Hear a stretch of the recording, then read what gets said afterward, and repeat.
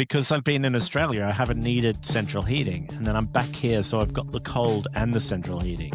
Absolutely destroying my lips. But anyway, I'd like to welcome everyone back to another episode of Tell Me Where I'm Going Wrong, a podcast where two exes who are still really good friends talk about pop culture, politics, veganism, and ruddiness and sore lips. How are you, Josh? I'm sure that's Josh. I'm Ruddy.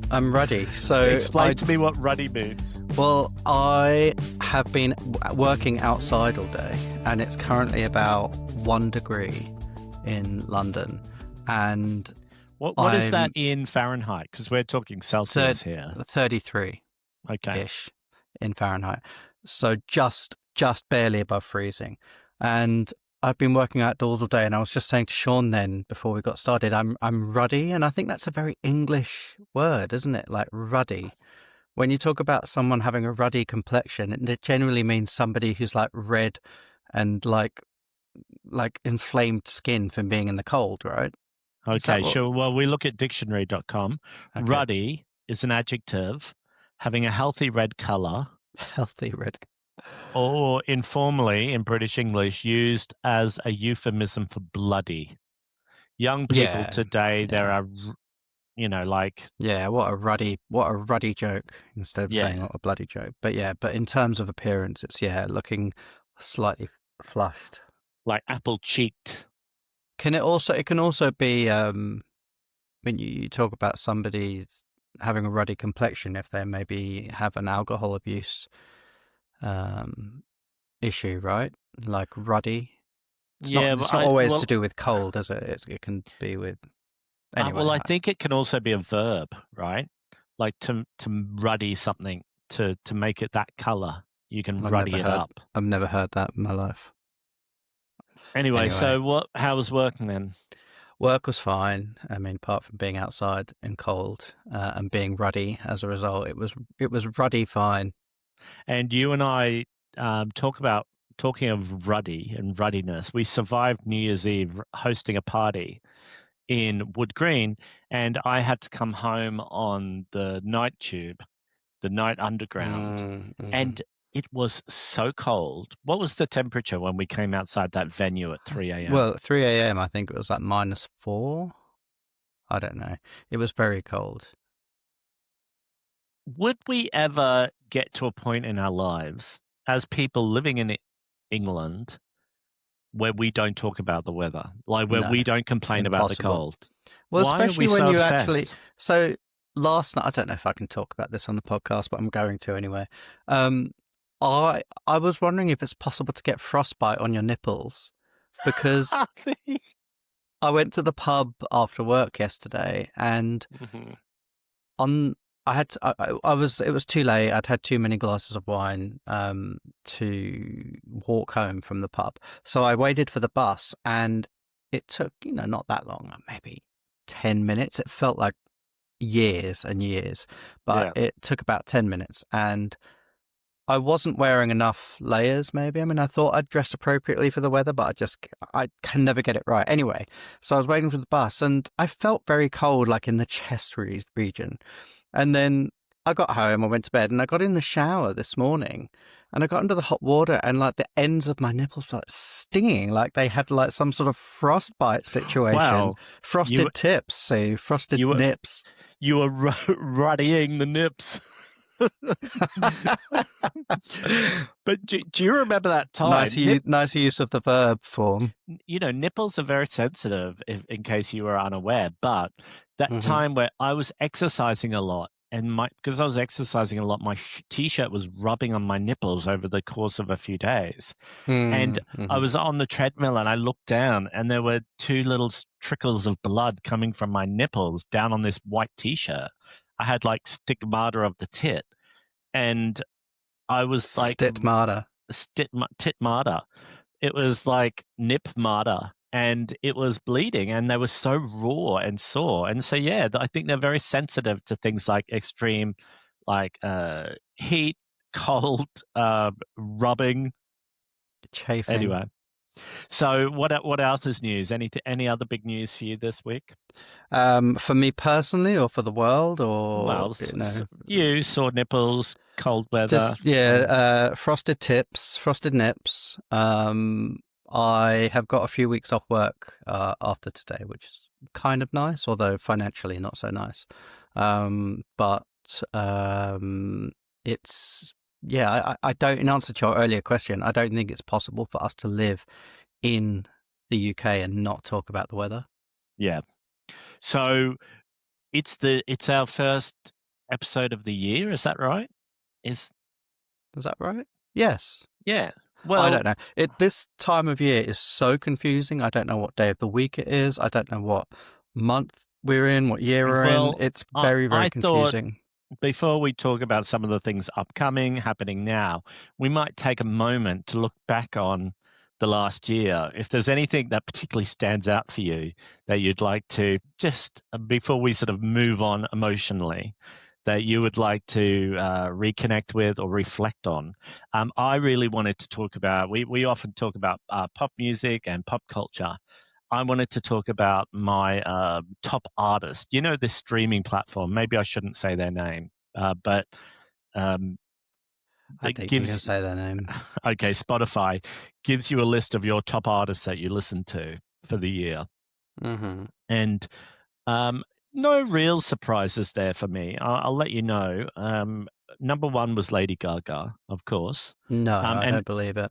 and on reflection, I would also say that Lady Gaga was my top concert or live music experience as well, but also the worst because the Paris one was dire, and All right, Sue, rub it in, why don't you? and rub it into your nipples, Sue, To my and the frosted Brisbane one was nips. the best. But number two was Lily Allen. Would you say that that is one of your pop albums of last year, the Lily Allen? Well, Sue, as you know, I hate making lists. I become overwhelmed with having to like narrow things down, so it's very difficult for me to make like top lists or anything.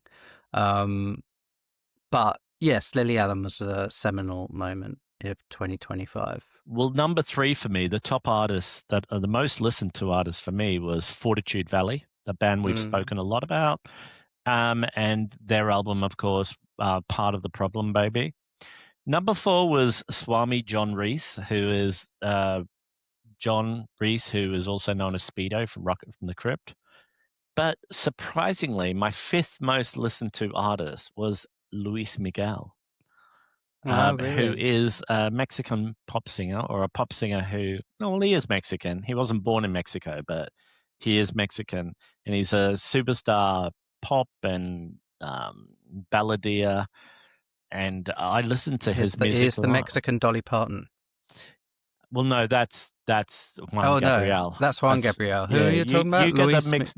Yeah, you get them Yeah, mixed up a lot. I can never remember who's who. But apart from music, what else happened this year from a pop culture point of view that you remember fondly? Like, are there any movies that you really have carried with you or TV shows that you think, actually, that's really impacted me? There are, and I think, will have to wait to talk about Stranger Things because I know that you Yeah. haven't watched the last few installments.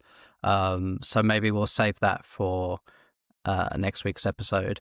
But Although, just quickly about that, there seems to be a lot of differing opinions about that online. Some people saying they were quite disappointed with it. So I am keen on watching it to make my okay, own mind up. okay. Anyway, what Well, else has been yeah, big? I don't want to. I can't give you any spoilers. So yeah, let's talk about Stranger Things another time. Okay. There were two shows that I absolutely loved this year. Both had Meg Stalter in them. One was series 4 of Hacks, which is a brilliant, brilliant comedy. Yeah. I recommend to everybody. And the other one was another comedy set in the UK, mostly in London, called Too Much. And I love Meg Stalter. I think she is fucking brilliant. She's like comedy genius. Yeah, she's great. Some of her Instagram stories, I'm sure it's probably on TikTok as well, but I don't know. But some of her Insta content is so hilarious. And yeah, I love those two shows. There were some because I'm going to stay on brand here and be negative, there were some absolute fucking, I was going to say turkeys of films, but I don't like to Yeah, use let's leave turkey turkeys because, out of it. yeah, that turkeys have a hard enough time, especially at this time of year. But there were some absolute fucking stinkers, film wise, which I did want to talk about. Sorry to jump to a negative. Oh, can you see I've got another gnat infestation, but maybe we'll Wow. talk about that another time. But the first one was, I don't even know what it was called actually. It was like the new Jurassic World Oh yeah, Rebirth. Rebirth. Yeah, that's it. Fuck me. Like, I know that uh, we tore Jurassic World to shreds. We Yes. ripped it to shreds with our Velociraptor claws. Jurassic World was bad, but done in a good way, if that makes sense. Like, Yeah. Jurassic World is an incredibly problematic film, but it's done in a compelling way. Like, it's well made in that sense. Like, it's got a narrative, it's got multiple narratives. It kind of ties everything up at the end. It's horrible and sexist and racist and misogynist and awful. But anyway, but Jurassic World Rebirth is a steaming pile of shit. Like, I can't believe Well, that. if I had to ask you to tell me which was the worst cinematic experience out of that Jurassic Park thing you're talking about, Rebirth, or Emilia Perez. Well, I didn't see Emilia Perez at the cinema, Right. but Which is the for worst film experience? oh, that's tough. That is tough because I think I would. Sorry, worst or best? Did you say Worst. Which of them? worst? Oh, Probably if you tell me best, Probably yeah, Emilia Perez because it was so ludicrous. yeah. And I don't think I actually watched it all in one sitting. I think I had to watch it in over 2 consecutive days because I just got halfway through and I thought, this is absurd, ridiculous. Oh, yeah. I had I wasn't invested in the story really. Jurassic World Rebirth, whatever it's called, it had some slightly more compelling, but I mean, we're talking from a incredibly low base line here. Some slightly Yeah. more compelling content in that, I think Scarlett Johansson's an interesting actor to watch.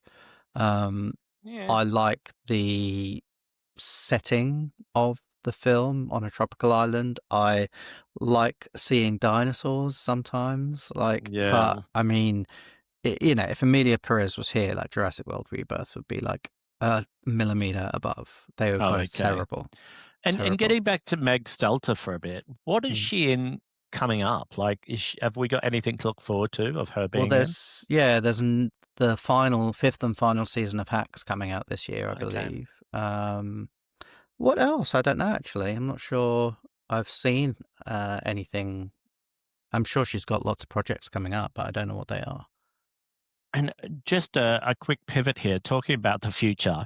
I've just seen this upcoming discussion point, like bullet point list that I put for our chat. And something that I had on here was about making predictions for the year ahead. So I was asking you about, Meg Stelter, what's she going to be in? But one of my things I was going to ask you is what big international calamities do you think might happen in 2026? And I've put, do you think there could be war? And it takes us to today. I've actually preempted my own question Wait, there. did you telepathically preempt it, Sue? So what's happened what has the US done? I mean, the way the news cycle is these days, by the time I've edited this episode and it comes out on Tuesday, whatever date that is, whatever year that is, I don't even know what the political landscape will look like. But yeah, like the US today, I don't know what's the word. I mean, I would say kidnapped, but Well, that's the term that the press is using, kidnapped. kidnapped Yeah. the president of Venezuela and his wife, I believe, or Yes, his and his wife. family. Well, the story that I saw on the news said they were dragged out of their beds in the middle of the night against their will and taken to the US. Is this, I mean, it's almost like we're almost speechless with this because Yeah. how do we discuss this in all seriousness. Like, what is a country like Venezuela meant to do in this instance? Like, is this a war, or do they just capitulate and say, "Okay, tell us what you want us to do"? I I feel grossly underqualified to talk about it, but I will, because that's what we do on this podcast. But I believe that there is a lot of political unrest in Venezuela, and I'm not. I don't know. I suspect that if you just took a poll of 100 people in Venezuela, you'd get very mixed responses. I don't think there maybe is an overwhelming love for Maduro or a love for the US and Trump and everything like that. I think there's probably a very wide-ranging set of opinions there, but it's so ludicrous that this is all done under the guise of drugs. It's so clearly about getting Venezuela's oil, and it's so absurd that the governments around the world and the press to some extent have to just go along with this ridiculous line that it's all about the war on drugs. It's so obviously not. I mean, it's happened so quickly as well. I know that there's been speculation for quite a few months, but my understanding of how the US operates is that to invade or to kidnap or take or capture a president, an elected president or leader of another country, that there would have to be some due process within the US, within their Congress, where they have to vote and or at least get permission from their government to go and do that. Now, this was done without any of that permission, but it just shows you how game over it is for any sort of normalcy or logical approach to life. I mean, with Trump, and that we would talk briefly last week about the Epstein files, that already feels like it's slipping away from public consciousness and it even mattering at all, even though the most outrageous bits of details are coming out from the Epstein files. And now with this, is it to the point now where, do you remember when Trump said years ago, I could unalive somebody on Fifth Avenue and people would still vote for me? Are we there? Is this it? Is this where? We that came and went years ago. So the most outrageous things happen and people are just shrug their shoulders and just keep on.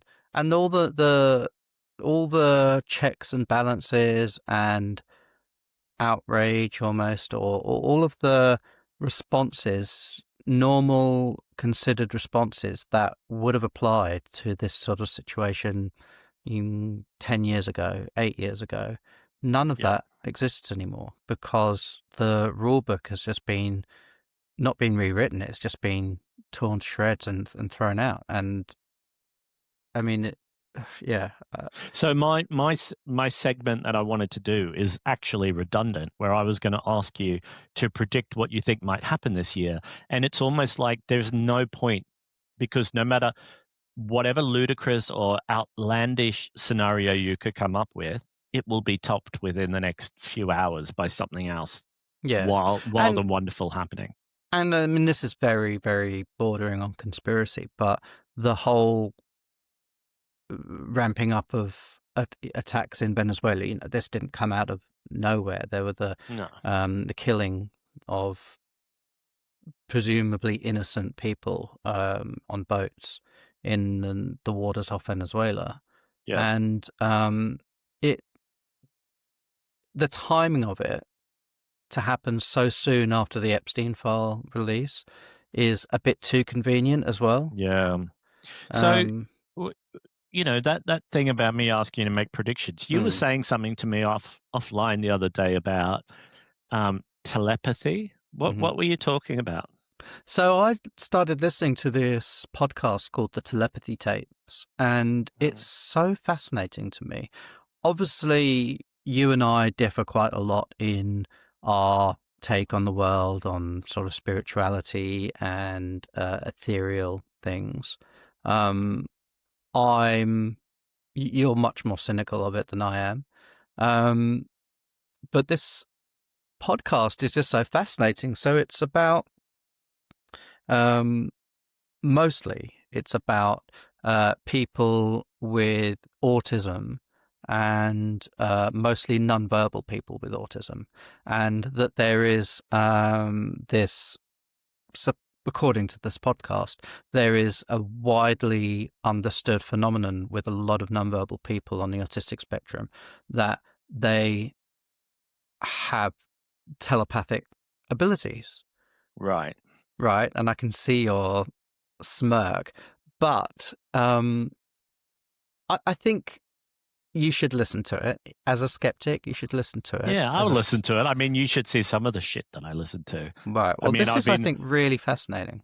But it talks a lot about how people who are nonverbal, and I mean, you've had some experience with this because you worked in classrooms for several years, especially with children with additional needs, including those with autism.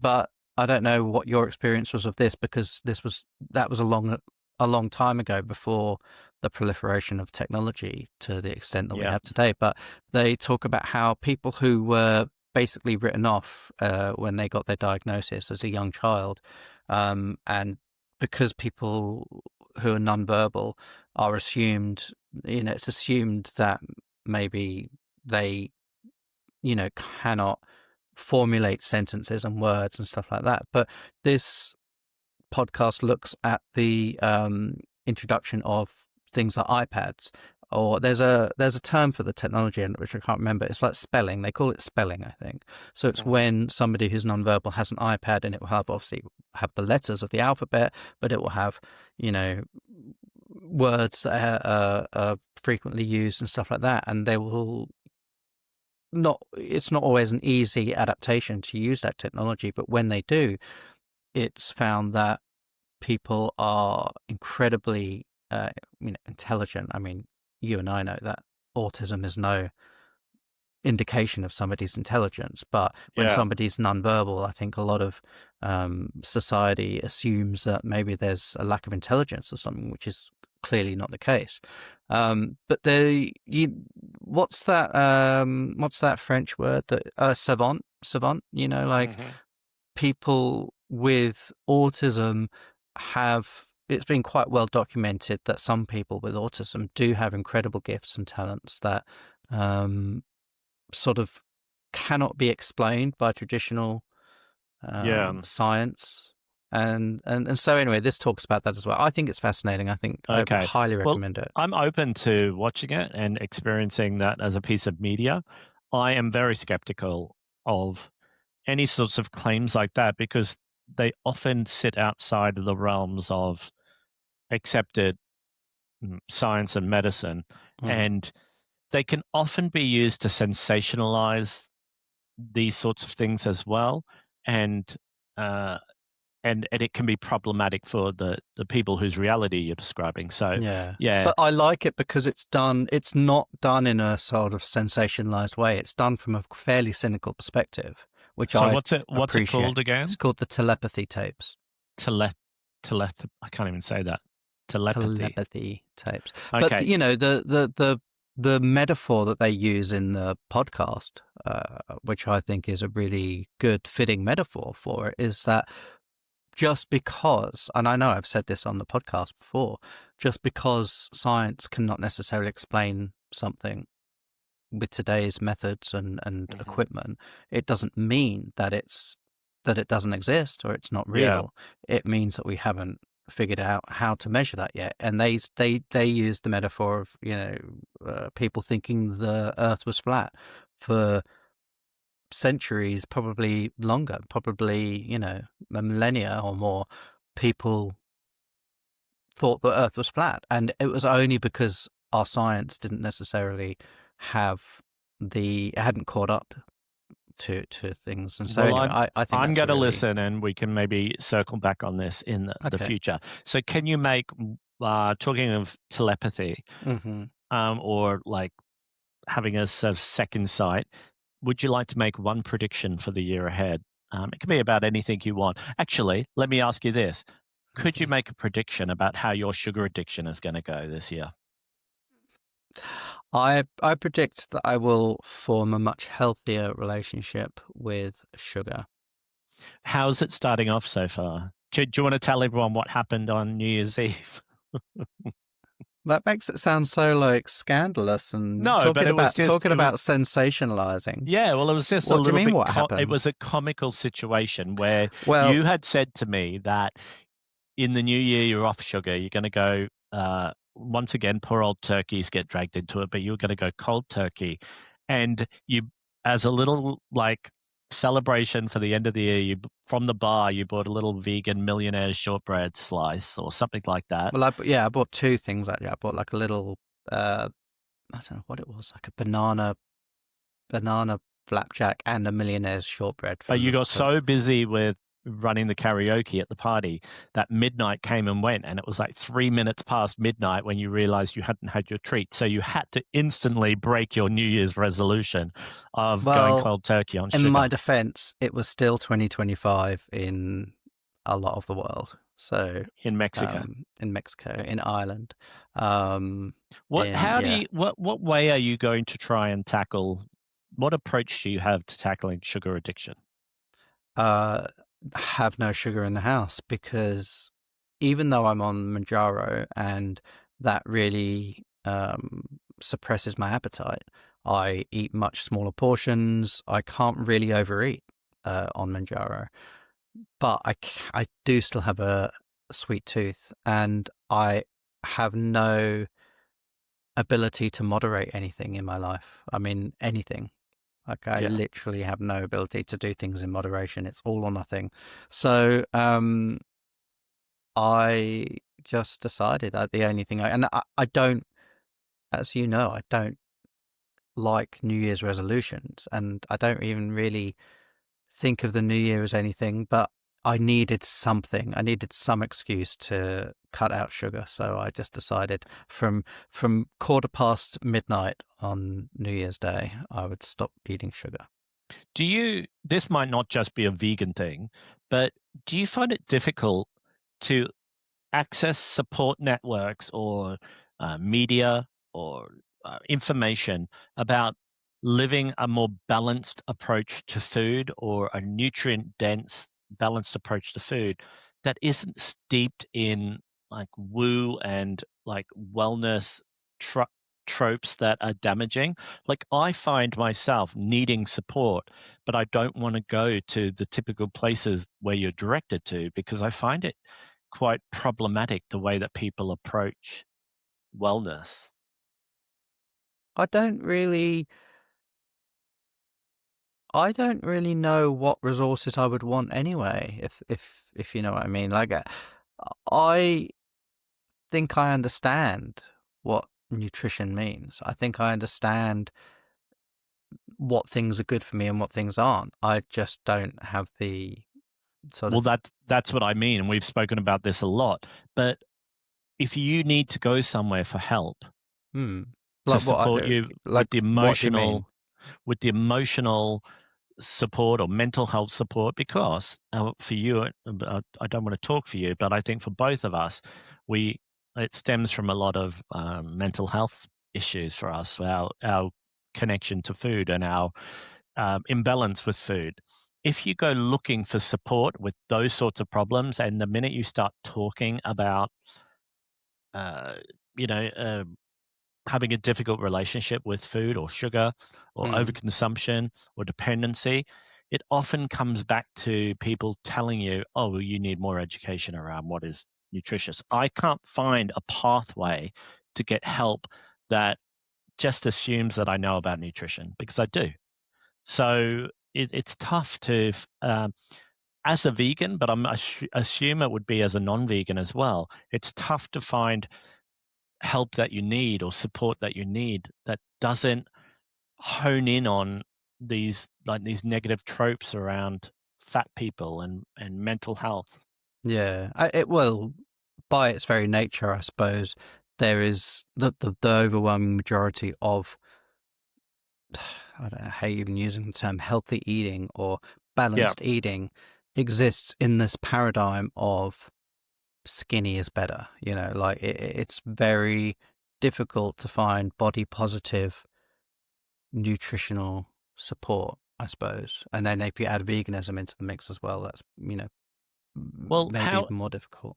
how's it for you then as a vegan with Manjaro? And we've both been on Manjaro. I've recently come off it, but you're still taking it. It reduces the amount that you can eat, and you find yourself getting into quite a narrow range of foods. Like you get used to what's easy to cook, what you can stomach. Yeah. How do you stop yourself getting bored, and how do you stay creative, like eating and cooking in that sort of framework? I it's a bit embarrassing, but I could eat the same thing 7 nights a week. Like Yeah. I don't. I enjoy cooking a little bit, and I think I'm quite good at it. But I don't. It's not. I never look at recipes or anything like that. I will walk around the supermarket and maybe be inspired, but I will often eat the same thing week in, week out. And I don't know if that's a neurodivergence thing or a mental health thing, or I don't know. Or even a decision. We didn't come up with a better term than decision paralysis, did we? I don't know. When were we talking about that? Didn't we talk about that a few episodes back about decision paralysis? But maybe it's not a very inclusive term to use. But yeah, maybe that's why it's easier for me to just eat the same thing week in, week out. Yeah. How do you go about with eating such small amounts of food? When you cook, do you cook less, or do you cook a big meal and then you eat it for a few days? Yeah, that's what I'll do. And because that's the other thing as well, like I'm single, I live, well, I don't live alone, I live with my mum, but we don't, share food or anything like that. So when I cook, I'll end up having to eat it for like 4 days anyway. But that's fine with me because it's just, cooking for one person takes just as long as cooking for 4 people. So I find it very tedious cooking for one and then washing everything up and then the next night cooking. It's just very tedious to do it day in, day out for one person. Well, I don't really have a big fridge or a freezer, so I can't really store food, but I used to love batch cooking when I was living with Susan and Susan's parents in Brisbane, and doing something like making enough meals for my lunch for the week. It was so beneficial for lots of reasons. It saved time. I made sure that I had a nutrient-dense meal at least once a day. It also saved money, and it just gave me time to do other things and like not worry about washing up every day. Like I would wash up then once a week, and it really made a difference. And I miss having that. Like here where I live now, I don't have the ability to do that anymore. I don't have a microwave, and I don't necessarily think that microwaves give you cancer or radiate your brain or anything like that necessarily. But I also just don't like them because they just seem so weird to me. Weird? Does that make sense? No. Yeah, it just explain it. like it's so weird to think that you can heat something so rapidly, but then randomly they'll just be like frozen bits still. It's such an odd technology to me. Well, I want to say something controversial about microwaves. Okay. And that is, I actually don't think they're as fast sometimes or often as just putting something on the hob on the top of the stove. Well, yeah, Like, that's true. I It depends, sometimes though, put something. I sometimes put something in the microwave for 2 minutes, and it's still cold. And then if I put something on the stovetop for 2 minutes, it's hot. It's piping hot. It's boiling. It depends absolutely on the food though, because you can put a cup of oat milk, as I discovered in the office a couple of months ago. You can put a cup of oat milk in the microwave, and within like a minute, it will be boiling over and make a ruddy mess. Do you But think that might be to do with the oil content in it? who knows? Like Who it knows?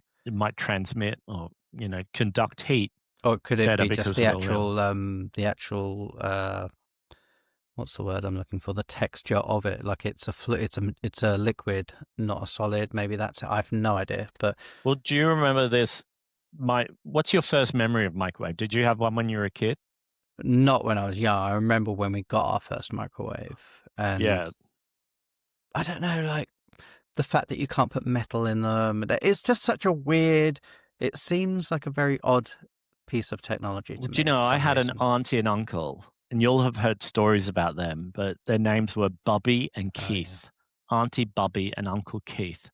And they can't sue me. I think they're both dead now. Was But she the one that ended up with a goose embedded in her neck? yeah, so one time, because she Okay. would ride motorbikes, and apparently the legend goes, she had all these wild stories about her, but she was driving along on the motorbike, and a goose flew straight into her, and the beak of the goose went in her neck, and it broke the goose's neck.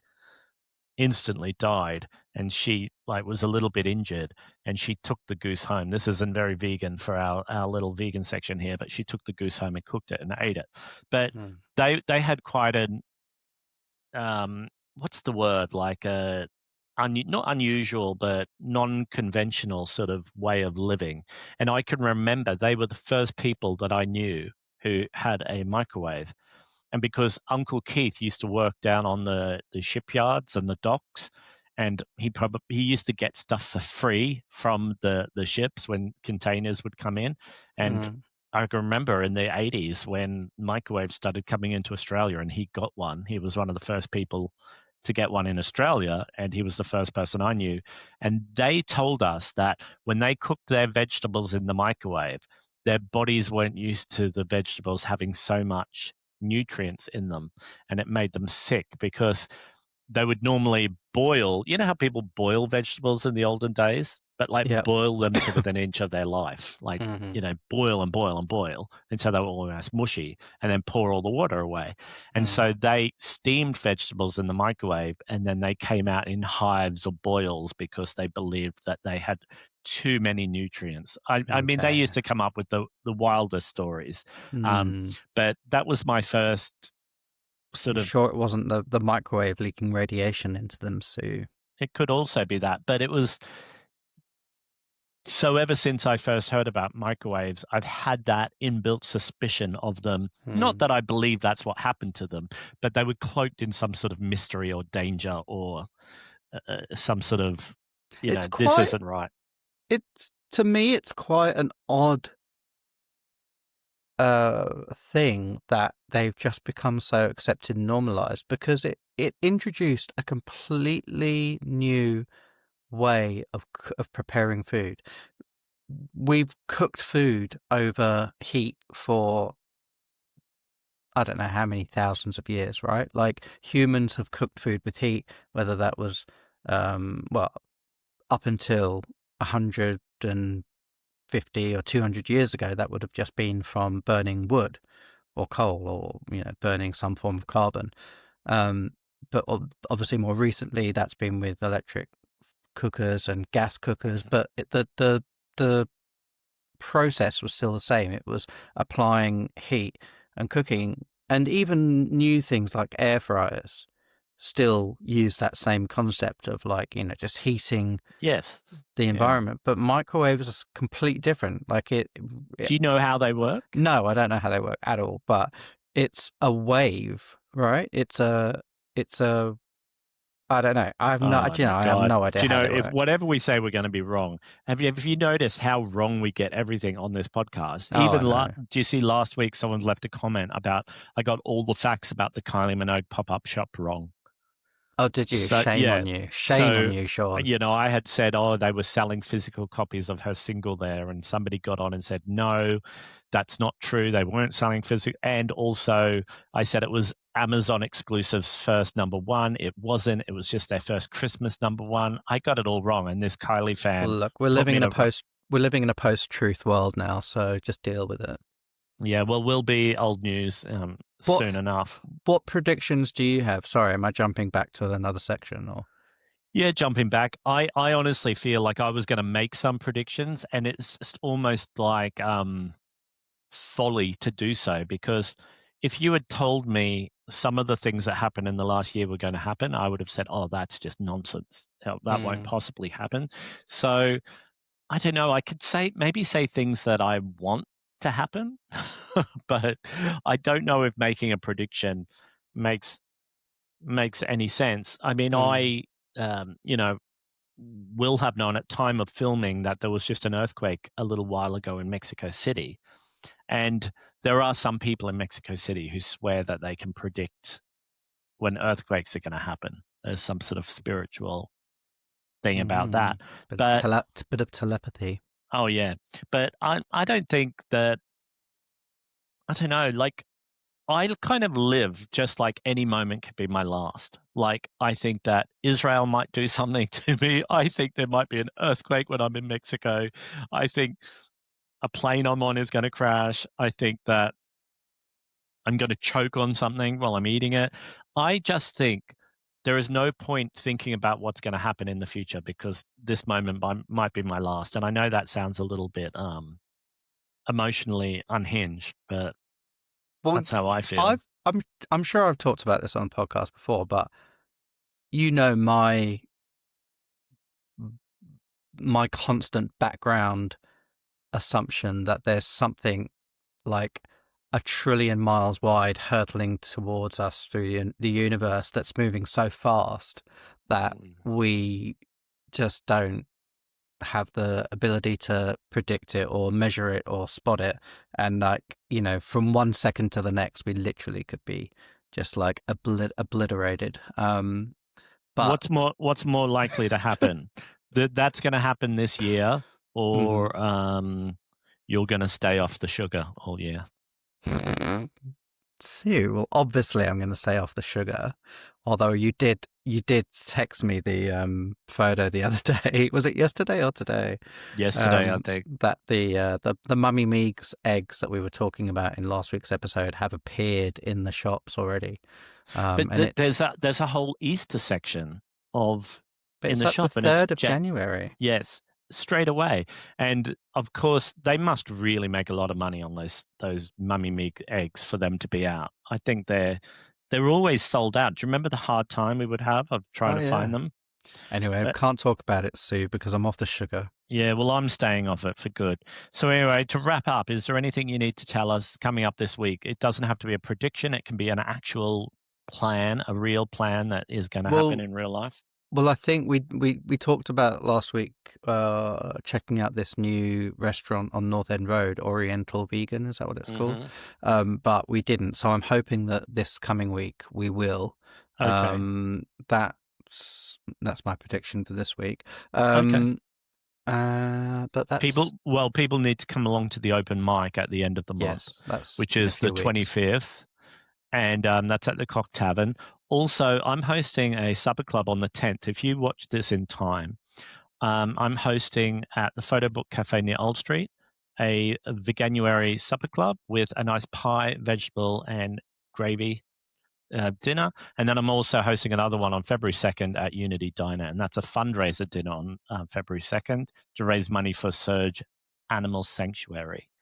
Apart from that, do you know, my blog, fatgayvegan.com, it's now just entered its 16th year Hmm. of being a blog. Isn't that a long time? That's almost a Yeah. third of my life that I've been writing that blog. Wow. Yeah. Is that right? What's 3 Yeah. times 16?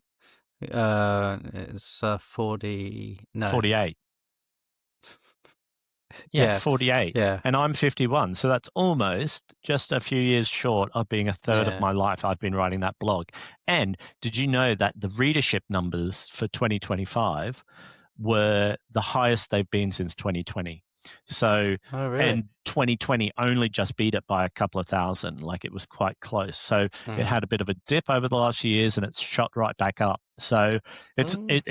it would need to double again to get back up to like 2019 figures, but Hmm. COVID knocked the wind out of a lot of things, including my blog.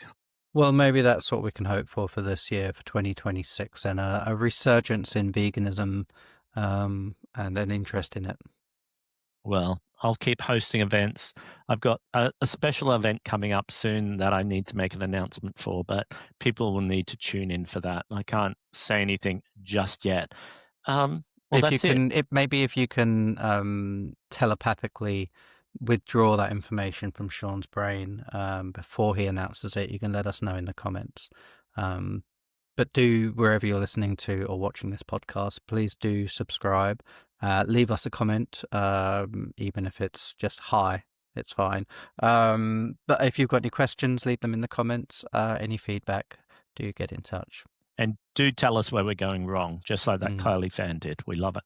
It's the name of the podcast. Oh, and subscribe. Sorry, that's the other thing I meant to say. Please subscribe wherever you're listening or watching. Yeah, please do not unsubscribe. Okay. All right, well, I'm going to wrap up. I'm going to cover my sore nipples and go and have some food that doesn't have any sugar in it. Yeah, well, until next time, have a ruddy good time. Okay, bye, folks. Bye.